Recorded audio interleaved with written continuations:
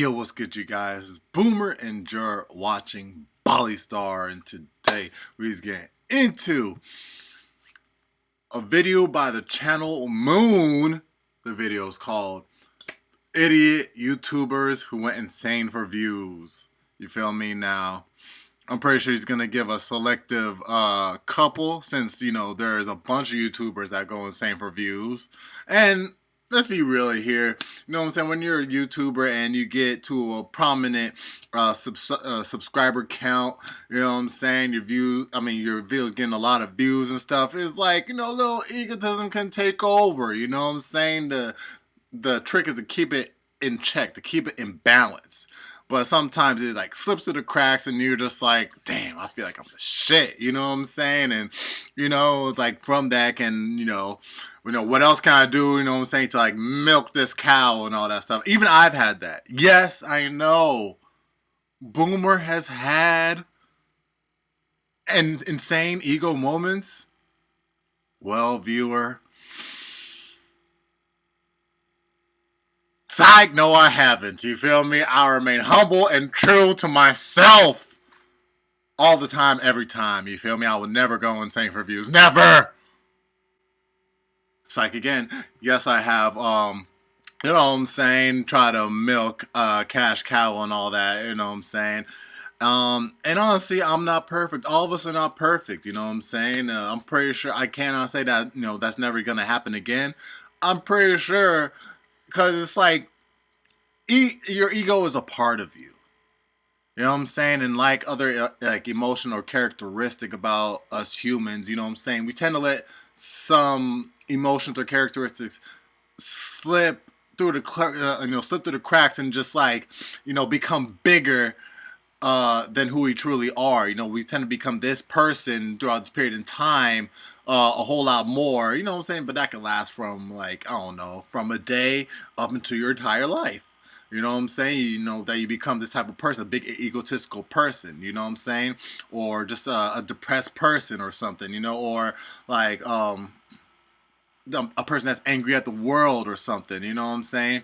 Like, yeah, you know what I'm saying? And even though that's not who you truly are, it's like, parts of what make you you, every one of them slip through the cracks, and, given what situation it is, makes you become that type of person. And again, it can last for years given the situation and or environment that you are in. You feel me? So, but yeah, this is just naming a few. Without further ado, let's get straight on into it. Make sure you leave a like, support the video if you enjoy it, subscribe if you're new, so that we join up with the all-star gang up in this thing. And let's get straight on into it, man. Let's go. What is it that makes so many big YouTubers and influencers go completely insane? One day they're happily making their reaction videos and sending their crypto scams, then one day it's just like they snap, doxing people, faking their own deaths, or eating themselves into an early grave. Is it all really just for clicks, or is there something about internet fame that leads to madness and tragedy? Or is it something else? Well, in this video we're going to be going over the YouTubers who completely lost their mind as the blinding spotlight of popularity bore down on them, where the characteristics that made them successful also brought their demise. Beginning with the infamous SS Sniper Wolf, who had one of the more controversial breakdowns on this list. If you don't already know, SS Sniper Wolf was one of YouTube's top creators, with over 34 million subscribers. Her career started in 2013 during the Let's Play era of YouTube, where she'd supposedly play games all day, even though it was discovered to be her boyfriend playing, and would create an online persona for her viewers to connect with. However, over time, her content... It's like your friend that's like skilled in playing the game, plays the game, and you're just on the headset talking trash at players. Has undergone a huge transformation. If you take a look at her channel today, you'll see a significant Some shift. people do that. Gaming has taken a backseat in replacement of Sniper Wolf React videos. That. Now, YouTube React videos are somewhat controversial. Many believe it's stealing other people's content because the YouTuber can't create their own original or creative stuff anymore. And one of the people who called SS Sniper Wolf out videos. Now, YouTube React videos are somewhat controversial. Many believe it's stealing other people's content because the YouTuber can't create their own original or creative stuff anymore. And one of the people who called SS Sniper Wolf out on this was Jax Films. In October 2022, Jax Films created a second channel called JJ Jax Films. The channel was created simply to mock her inability to react as a reaction influencer, duplicating and doubling her work. He then calls SS Sniper Wolf out on copying content, which frustrated Sniper Wolf, one of the biggest creators on the platform, for more than a decade now. But, as all people in controversy do, she continued doing the same thing, pretending nothing had happened. But more and more months went by, with JJ Jack Films continually posting videos mocking her, and Sniper Wolf hit her boiling point, which reached a head on the 22nd of June. I mean, I ain't gonna lie, man. I watched one of his videos about her and stuff, only to find out he like, dude, like all he made were videos about her. Now, there's no problem with that. Make whatever you want, but it's like, dang, bro, all about her. Like, I guess. 3. Shit. When YouTube promoted SS Sniper Wolf's I just channel, know me personally, I couldn't watch every single video about her, bro. I'm just like, oh my god, like her reactions, bro, just. And his commentary is funny, towards like, you know, it keeps me laughing and like, you know what I'm saying, you know, gives you a common sense perspective about the video she does. But it's like, I can't watch each and every one, bro. They're all about her, bro. You know what I'm saying? I need some diverse. I need some, you know, some chicken, some collard greens, some mac and cheese, some mashed potatoes on my plate, man. I want to eat different things on my plate. You know what I'm saying? Like, mix them together. You know what I'm saying? Like mac and cheese, collard greens. Holla at me. Twitter, and Jack would post this reply, something that clearly tipped Sniper Wolf over the edge, as she finally replied, "I'm going to start charging you 20% since you get your ideas from me. Satire is supposed to be funny. It's a way to undermine what I..." You get your ideas from me? You 20% since you get your ideas from me. Satire is supposed to be funny. It's a way to undermine what I do. Bro just wanted an excuse to copy me, thinking it would be easy money for him. He gave up because the videos ended up getting 30k views. Guess it's harder than it looks, huh? For context, Jack Films made another channel where he copied my content for a few months thinking it would blow up and get millions of views. It didn't, now he's mad. Then in the comments, somebody commented that she steals ideas, to which he replied, 90% of what I upload are my ideas. People copy me and then people like you get confused.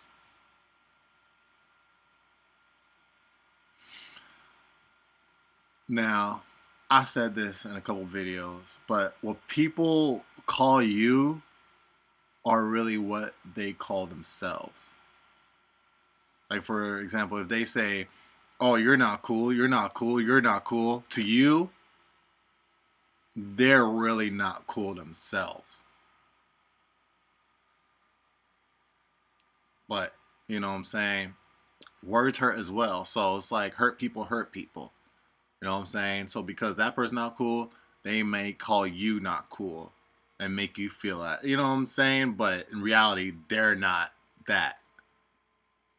Or not in this case, when she said you get confused, she's really confused. 90% of what I upload are my ideas. Are you serious? You reacting to stuff on TikTok? Even I can admit that, like, me reacting to this and all my reaction videos, they're not my ideas. Like, no, I just give my own commentary and, you know what I'm saying, like, my own viewer's perspective of, like, you know, watching the video. You know what I'm saying? It's almost like watching videos with your homies and stuff. You know what I'm saying? Like, y'all watching the video and y'all adding your own jokes and commentary to it. You know what I'm saying? Like, yeah, spreading it around, showing other people. Not this.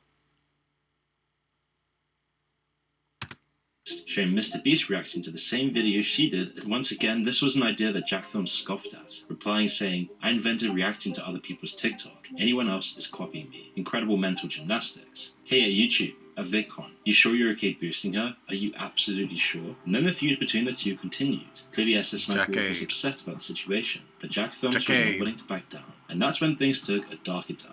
And the cracks in SS Sniper Wolf's personality started to show. On October 14th, 2023, SS Sniper Wolf put out an Instagram vote asking if she should go to Jack Films' house, as it is 5 minutes away from where she is shooting with a pole. The poll followed up with the option to head to Jack Films' house, and so not long after, Sniper Wolf put a video of his private home on Instagram with a quote, "Let's talk like adults." A move like this is stalkerish and unacceptable. Sniper Wolf docs Jack's Not only film. that, bro, given how many followers she has, bro, out of where a person lives. What's stopping anybody? You'll know these people around the world. It's like you don't know what anybody's capable of. What's stopping a freaking lunatic from going to this person's house now? Like, a lunatic that could be one of her 30 million followers. Maybe a couple lunatics. Maybe more than, I don't know. But it's like, bro, you don't do that, man. Completely going against YouTube and Instagram's guidelines, and possibly against the law. Not to mention, this is just absolutely batshit insane. But above that, it's not acceptable. When it comes to YouTubers, it's even more worrying, as famous YouTubers have a history of their fans doing crazy things like breaking into YouTubers' homes. In this instance, Sniper Wolf had called Jack Films out to her 5 million Instagram followers and 34 million YouTube subscribers, revealing the home of his family and children.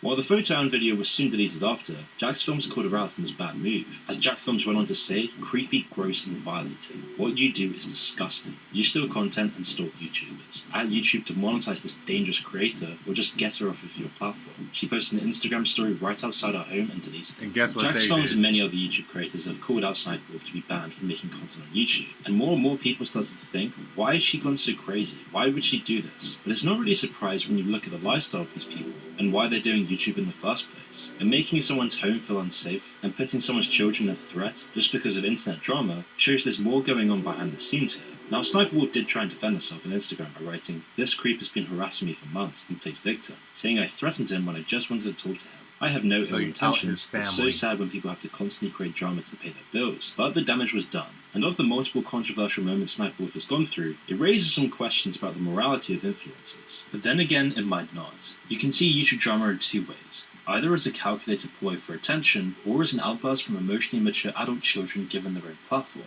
Often, it's a mixture of the two. But why does it happen? If it's all just a scheme, it's clear that it works in the short term. More people have been talking about SS Sniper Wolf over the past week or so than ever before. And with attention as the default currency online, you can't understate how valuable this is to these kinds of YouTubers. But it does have potential to backfire. One nasty scandal can end a career, as we've seen countless times before. James Charles lost around 3 million subscribers for his scandal until he clawed them back. Shane Dawson lost over 1 million after his assault allegations came out. Do it too many times and you can get the wrong kind of reputation as well. Grade A Under Ray had a thriving channel that was every YouTuber's dream, but he threw it all away after getting involved in petty drama time and time again. And for larger creators like SS Sniper Wolf though, it rarely proves fatal. Logan Paul and his pretty much monthly scandals prove that. With little risk and high reward, it's unsurprising that she would go to these lengths, especially with YouTube backing her up. Although you do get the sense it wasn't planned.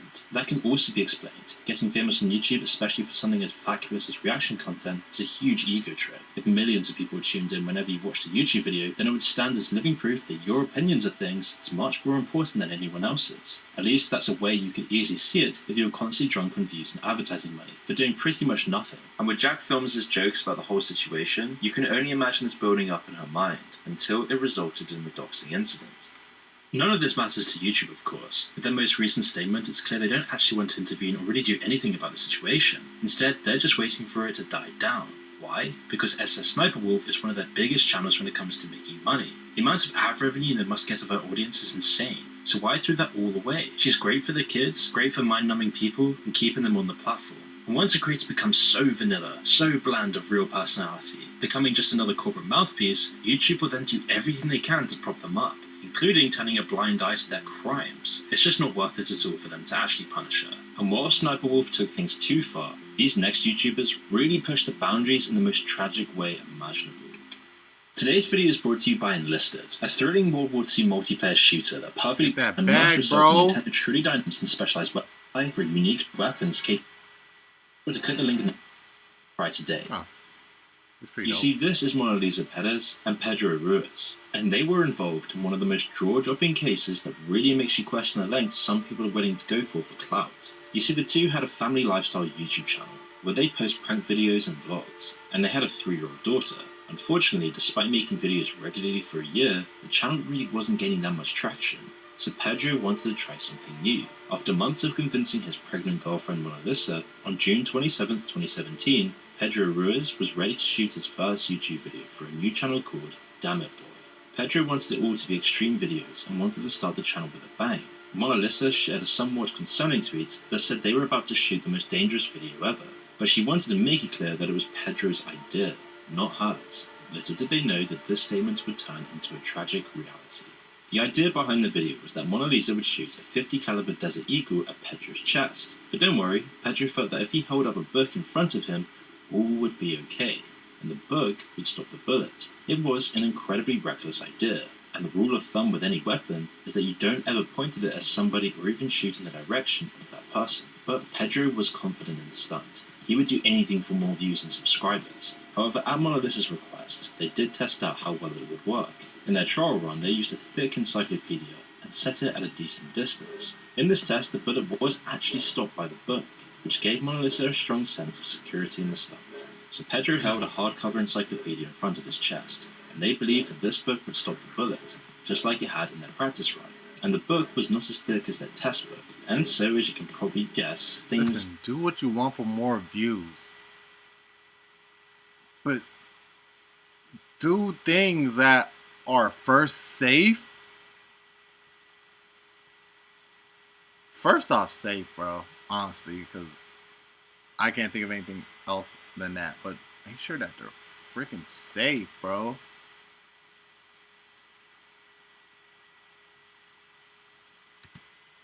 didn't go according to plan. The Desert Eagle's pistol bullet didn't stop at the book, and it went right through and struck Pedro in the chest. In a state of panic, Mona Lisa called 911, but it was already too late. Pedro passed away before he could even be airlifted for medical treatment, and struck Pedro in the chest. Thick as their test book, and so, as you can probably guess, things didn't go according to plan. The Desert Eagle's pistol bullet didn't stop at the book, and it went right through and struck Pedro in the chest. In a state of panic, Mona Lisa called 911, but it was already too late. Pedro passed away before he could even be airlifted for medical treatment. A tragedy unfolded in front of their 3-year-old daughter, and Mona Lisa was arrested immediately. Following the shocking and tragic incident, Mona Lisa was sentenced to 180 days in jail for manslaughter and banned from ever owning a gun again. She gave birth to a baby prior to her sentencing, but this was a pretty sad situation for a mother to be in a 3-year-old daughter. While it might just seem like this was an extreme case of stupidity to blame, there's something else going on as well. I mean, we've talked before about how social media and being online always rewires your reward mechanisms. Likes and shares burrow their way into the human psyche. Just as they're designed to, going to work on your brain's innate social programming. And cases like this show how far they can go, how mindless the pursuit becomes. If either Pedro or Mona Lisa had thought for 1 second, they would have realized how careless their plan was. Even holding the book in front of their arm and leg would have been so much less dangerous, but they were completely blinded by the likes and the hits they would get from the video. The potential of internet fame occupied their minds so much that they forgot about everything else, a warning sign to always keep one eye on reality. Even if you'd obviously... And it's like, even if that had worked, they would have done more of those type of videos, more dangerous videos, because they saw it got a bunch of likes and views, and you know what I'm saying, I'm pretty sure a bunch of other likes, you know what I'm saying, and comments of, you know, of not of the best notion, but it's a lot of views. And again, this is what he would be going for, you know what I'm saying, like, yo, let's try this and see if it works, possibly knowing that it would work because it's dangerous, like super dangerous, and if it would have went through, he would definitely did more.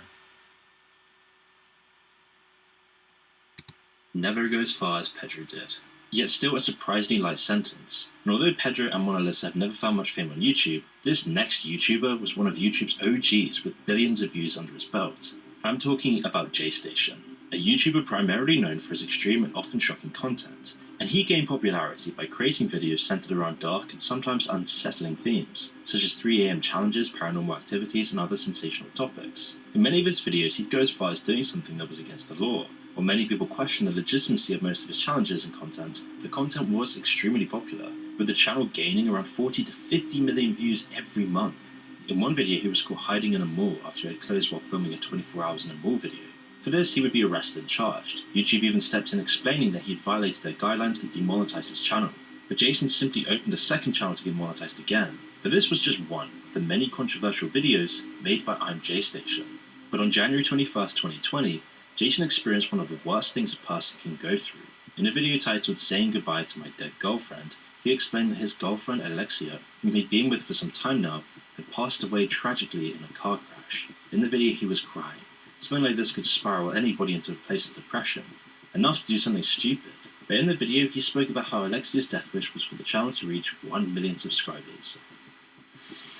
Her dream was just to get 1 million subscribers, and we were so close to doing that, guys. A rather unusual statement in a video of this type, but soon after the video was uploaded, other YouTubers did their research. One YouTuber called the local police station where Jason lived and asked about the car accident, to which they were unaware of.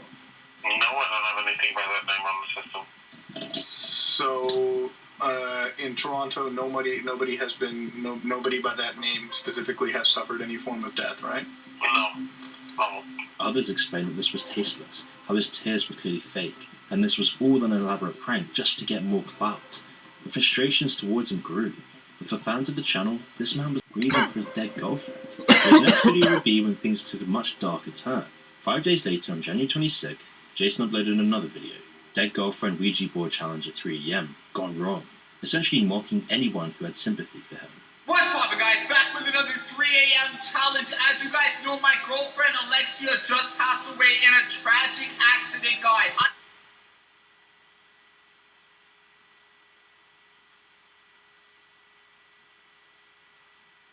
No way he said it like that.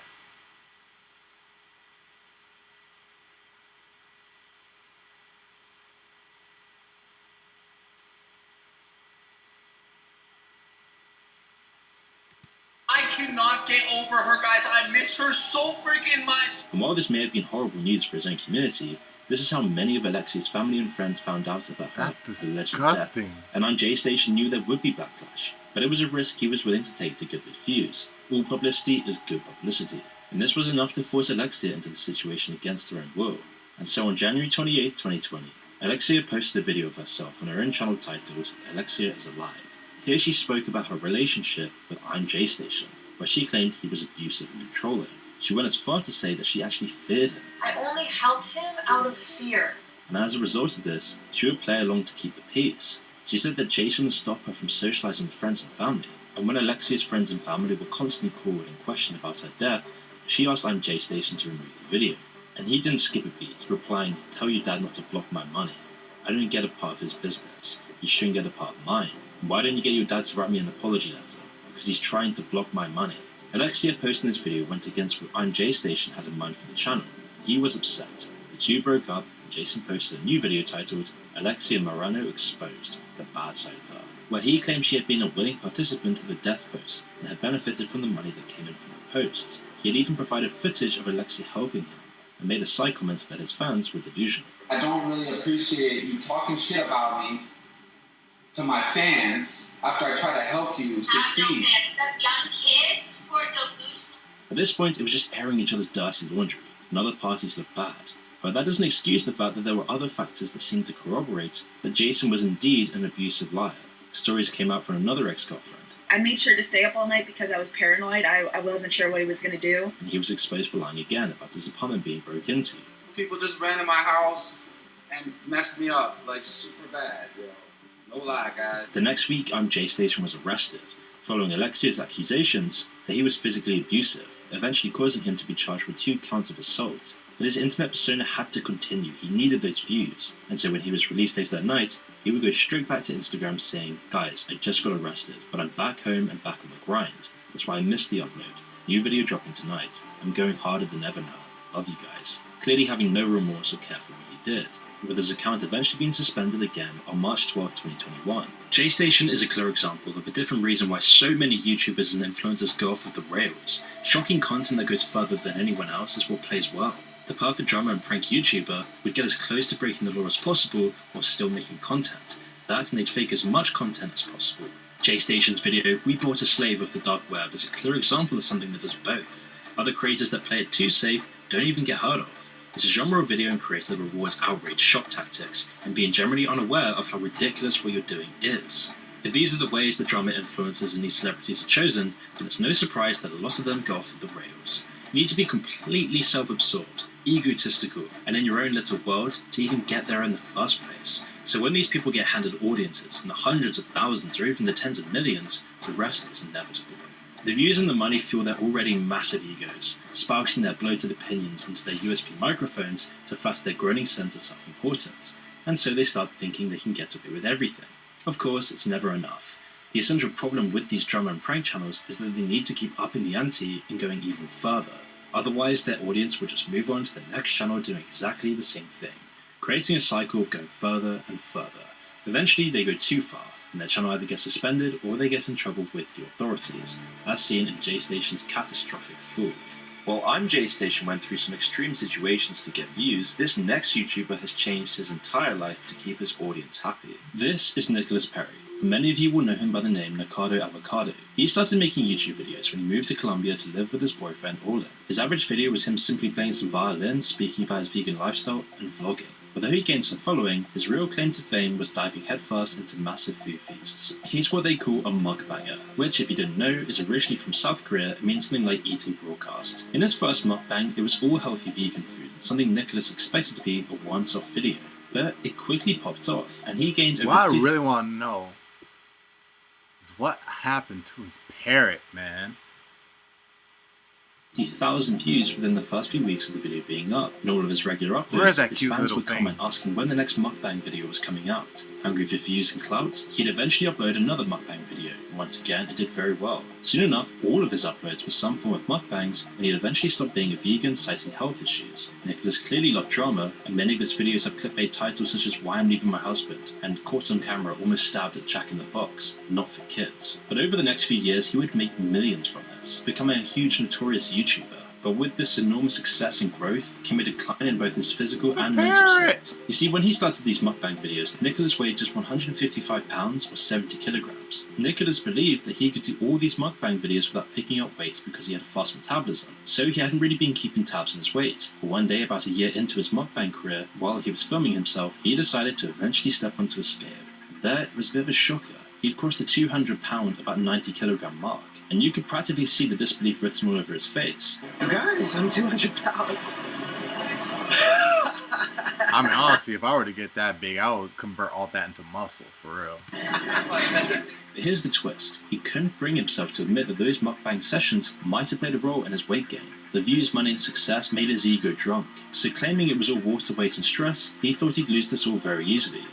I'm hoping, I'm praying that this is just water weight. That this is water weight and it comes off. He even made 2 videos addressing the weight he'd put on, but 3 videos later he did another one of his 10,000 calorie challenges, and he continued to gain weight, often crying on camera because of how it was affecting his life. But to Nicholas, the views the mukbangs brought in were more important than his own health, and so eventually he would hit 160 kilograms. In 2019, Nicholas explained how his weight affected his relationship with his husband Oren. He suffers from erectile dysfunction and a loss of libido as a result of his binge eating. Nicholas and his husband Orlin had a toxic relationship that was taken to YouTube, as they'd be kissing each other one moment and shouting at each other a moment later.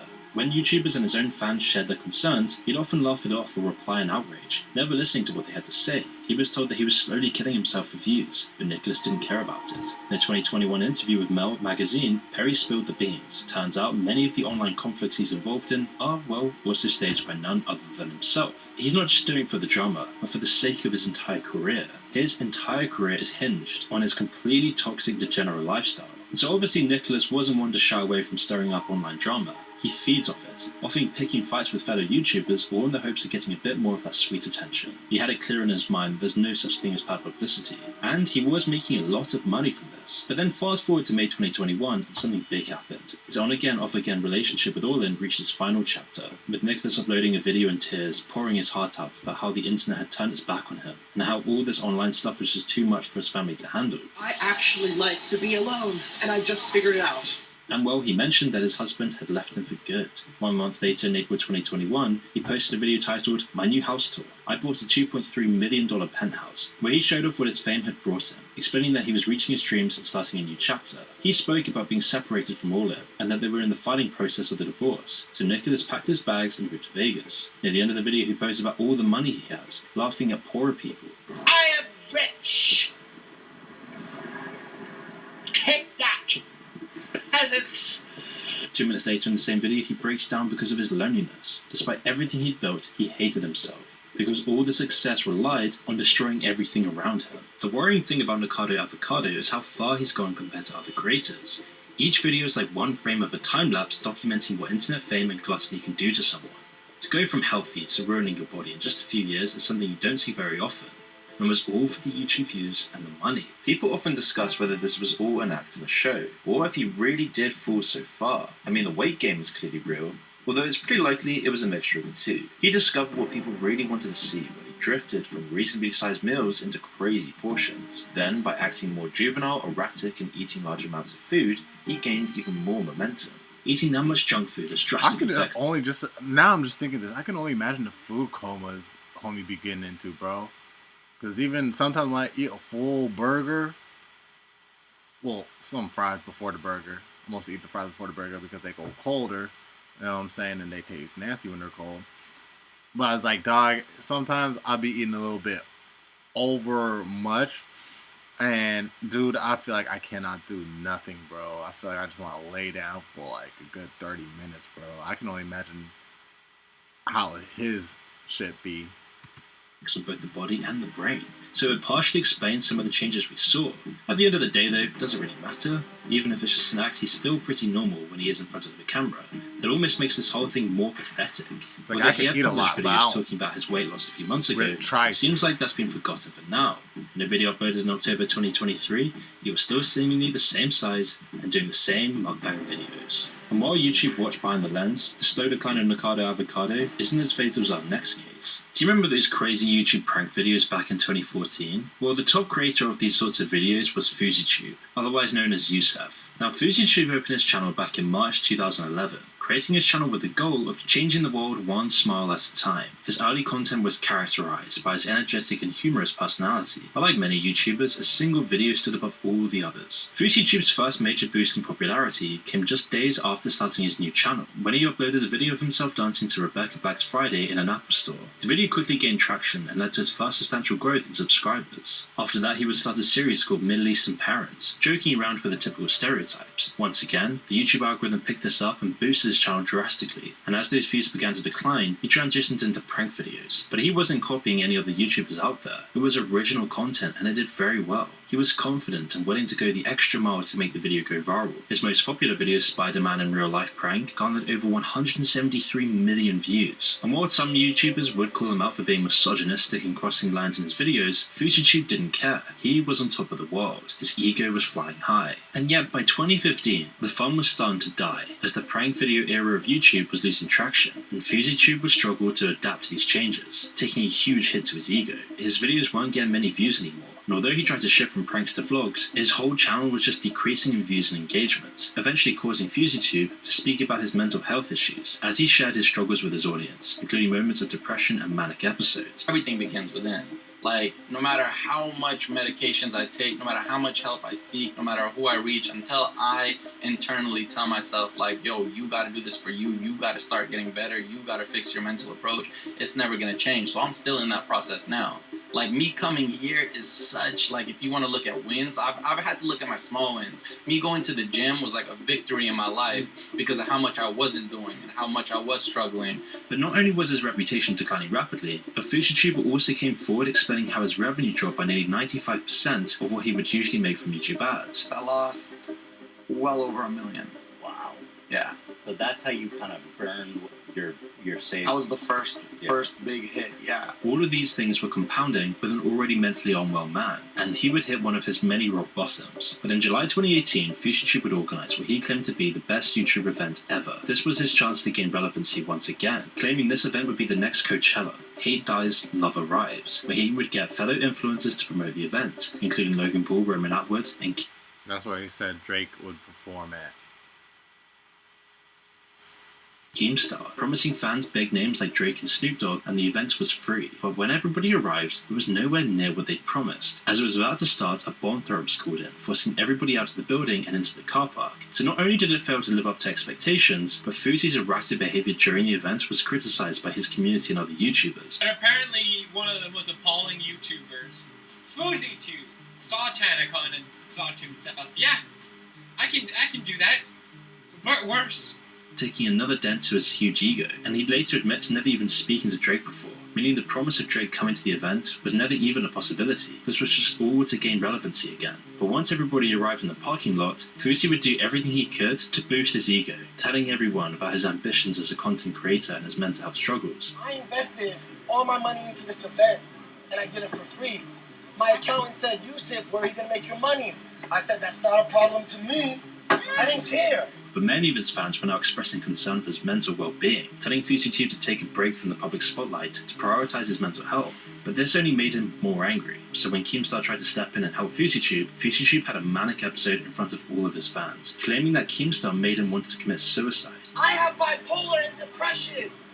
That what you put into my head made me want to kill myself.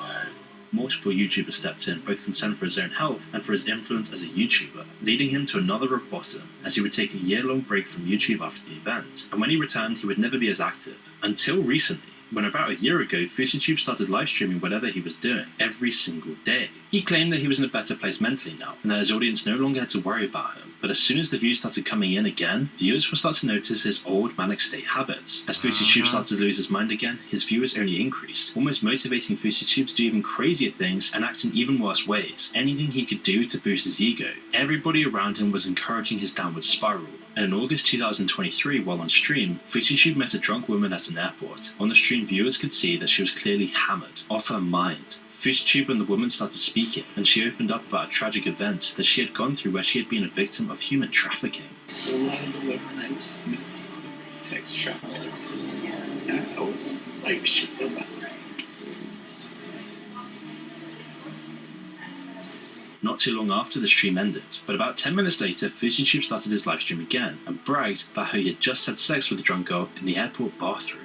I just joined the Mile High Club. And I know it doesn't count as the Mile High Club because I was in the airport, but I still joined it. I swear to God, I swear on everything I love. I swear on everything I love. I just joined the Mile High Club in the airport, in the men's bathroom. Anything to boost his own sense of self-worth. Even if it meant exploiting a woman in a bathroom, it was still good for his ego. But his community were disgusted by this, defending the lady that he had taken advantage of. But things took an even greater decline on August 23rd, as he screamed for almost the entire day and assaulted 2 people while on stream, having another manic episode. In the video, FouseyTube checked into a hotel and called the cops while on stream, claiming a troll was near him with a gun to his head, ready to pull the trigger. There's a gun to my head right now. There's a gun to my head. Oh, ma'am, he left. Ma'am, he left. There's a gun to my head. Help, get them. Help, ma'am, Intercontinental, what's my room number? Help, tell me, 2027. You could see he was losing his mind, and the viewers continued to pour in. Eventually, the police had to show up and arrest FouseyTube in his manic state, ending the stream and possibly his entire content creator career.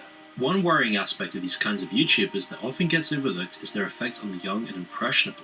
It's no secret that these channels often have incredibly young audiences. Generally, kids are the only people who can bear to watch them. They see these people acting like this, and then they see their fame and their millions of YouTube subscribers, and it tells them that this is what they need to emulate and become to gain popularity. Now, kids will always do dumb stuff, that's guaranteed. They don't need social media for it, but it does make it a whole lot more focused on particularly dangerous things. The TikTok challenges and pranks that are constantly in the headlines are proof of that. It trickles down into society, and it's playing havoc on kids today. Don't forget that they were all locked out of school for at least a year each. During that time, the internet normally made up the majority of their interactions and what they learned about the world. Surveys and studies have found deteriorated behaviour and attention spans post-pandemic. And channels like this prey on children and their inability to understand how stupid and unreal the videos often are.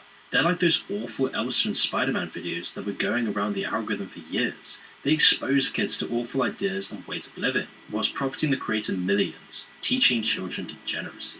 It's no surprise that you get these unhinged individuals at the helm of these channels. And while FouseyTube's decline was long in the making, same can't be said for Phidias. You see, the allure of virality continues to drive creators to explore new horizons, often blurring the lines between entertainment and ethics and exploitation. But it's this relentless quest for internet fame and clout, and their unending narcissism that can drive creators insane. And you see Phidias' ego was growing, with his YouTube channel pulling in millions of views. Soon he would be featured by big names like Era, connecting with the top of the crop on the site. And people took a liking to Phidias, as he would do anything without limits to get views, and it was this exact drive that would bring him his audience. But at the same time, it also came to taint his entire YouTube career.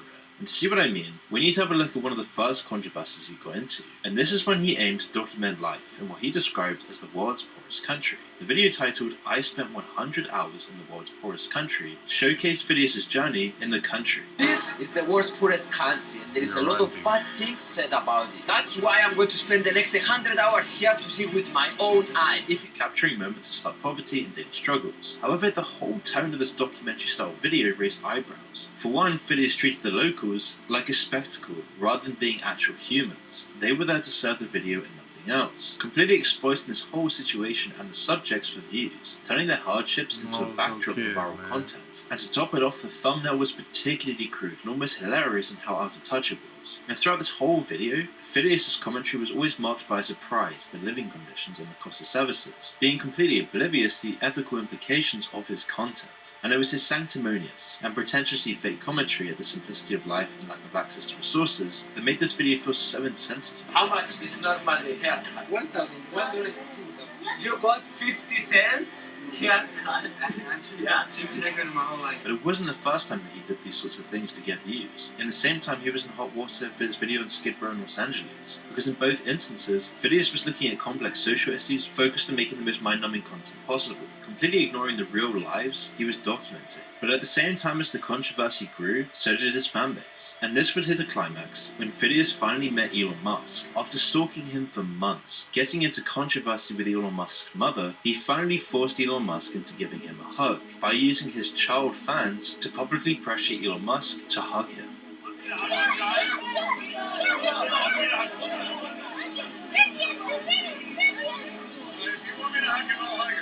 And as he kept getting rewarded for this kind of content, it was no wonder what he would do next. Eventually, as his channel started plateauing, he needed something new, something daring, and this would come with his most recent controversy, when Phidias, already under scrutiny for his pompous, egocentric ventures, decided to embark on a new challenge, travelling across Japan without spending a dime. The video titled "Travelling Across Japan for Free" showcased Felix and 3 other YouTubers engaging in a series of questionable activities, all in the name of views and clout. The video begins with Phidias asking strangers for money to cover his bus fare, a move that sets the tone for the rest of his journey. And as he goes across Japan, Phidias resorts to hiding in train toilets, evading ticket inspectors, and even running from the authorities when confronted.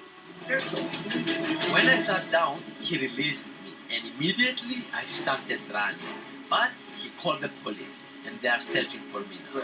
The video captures the essence of his reckless pursuit, as he documents every step of his illegal adventure, being completely oblivious to the legal and ethical implications of his actions. And this time his narcissism was so on the nose, with this whole video being a blatant display of disrespect and disregard towards Japanese culture and their legal system. Everybody online was criticizing it, exploiting the kindness of strangers for views, which is so out of touch it was almost funny, but also alarming at his character, constantly treating the people in his videos more like subjects to give him views, nothing else. And it was the same condescending tone throughout all of these videos, and his lack of genuine respect, that fueled the backlash against his content. Eventually it got so bad that he actually had to take down the video and apologize. And whilst it might seem like he finally learned a lesson, it's doubtful. This cycle of always being in the limelight, all publicity is good publicity mindset, is exactly what feeds these egocentric actions in the first place. And a special thanks to Enlisted for sponsoring this video. Make sure to click the link in the description below to check them out today. All of these people are warnings to the ones that come after them, but none of them will listen, of course. As long as the algorithm keeps promoting these channels, and people keep watching them, this cycle will never end. Cold hard truth. Alright, you guys, so that was Moon with idiot YouTubers who went insane for views. And yeah, basically what he said is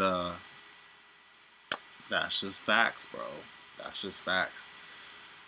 The internet is one hell of a drug.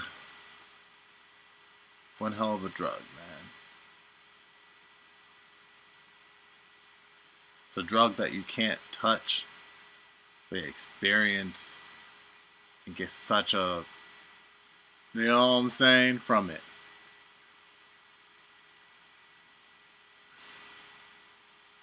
Honestly, it really has to come down to how true to yourself, how down to earth you are, how humble you are, like, you know what I'm saying? Like, how, basically how true to yourself you are. Like, you know, can you see that person in you that will tell you like, yo, you're not like this. You know what I'm saying? That can overcome the egotistical boost that the internet can give you, because the internet makes us all feel like celebrities now.